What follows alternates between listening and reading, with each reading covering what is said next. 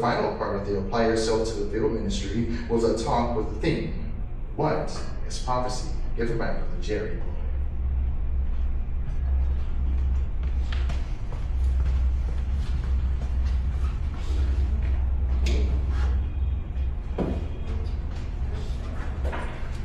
So, what is prophecy? Tonight we're going to look at three types of prophecy. The definition of prophecy is a message from God or divine revelation. Jehovah provided these prophecies in many ways. Actual communication by angels, visions, mental guidance, and writing, as was the case in the Ten Commandments. But the one common thing is that he ensured that they were recorded accurately in his word, the Bible. So what do you think of when you hear the word prophecy? For me, it's usually something that's going to be a future event that will happen. And most prophecies are related to the future, but there's also other types. Let's look at an example of three different types of prophecies. The first one is foretelling the future. For that, let's turn to Matthew chapter 24, verses 21 and 22. So please read along with me in Matthew 24, 21 and 22. For then there will be great tribulation, such as not occurred since the world's beginning until now. No, nor will occur again.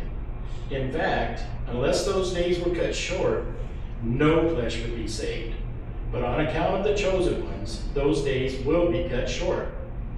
Now this is an example of a future or preordained event and inspired by Jehovah.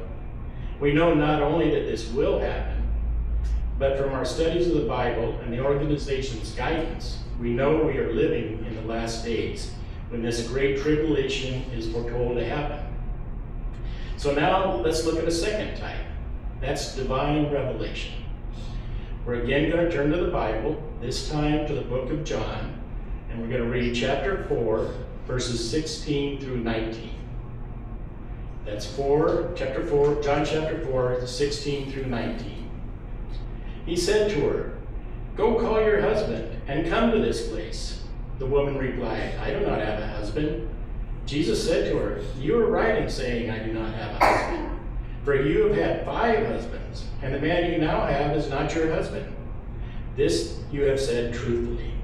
The woman said to him, "Sir, I see you are a prophet." So in this case, Jesus revealed information from the past that could only be from inspiration from Jehovah. This impressed the woman so much, she took off to the city to tell everyone about her encounter with Jesus.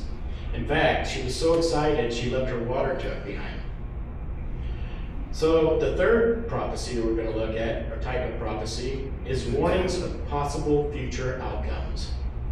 So this one we're going to turn to Jeremiah chapter 25, verse 4 through 6. So read with me Jeremiah chapter 25, verses 4 through 6. "And Jehovah sent all his servants, the prophets, to you, sending them again and again, but you would not listen or incline your ear to hear. They would say, 'Turn back, please, each of you, from your evil ways and your evil deeds. Then you will continue dwelling for a long time to come in the land that Jehovah long ago gave to you and your fathers. Do not follow other gods and serve them and bow down to them, offending me with the work of your hands. Otherwise, I will bring down calamity on you.'" So what do we learn from this prophecy? Well, besides that the Israelites were slow learners, we see that some prophecies do not have a set outcome, but serve as a warning to alter our path to avoid calamity. In some ways, these are the most important prophecies because they show us that Jehovah is a loving and just God that wants only the best for his people.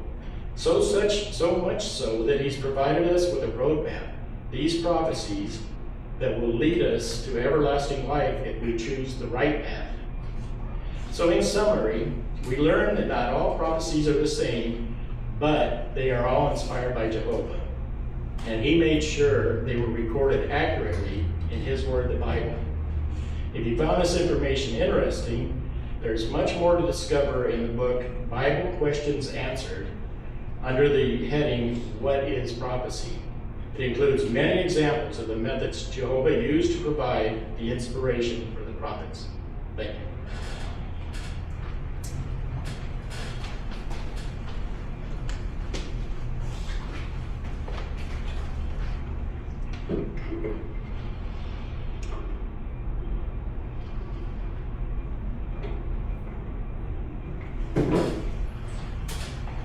Jerry, that was very well done.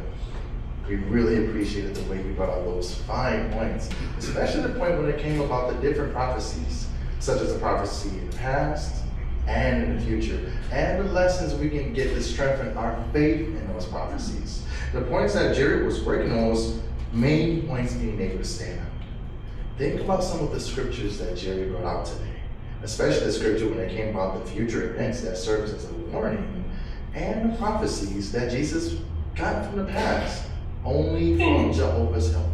Those are clear points that can help us in our relationship with Jehovah so that we can put faith in prophecies in a fine way. Thank you so much for that, Jerry. Really appreciate it. That brings a conclusion to the Applying Yourself to the Field ministry.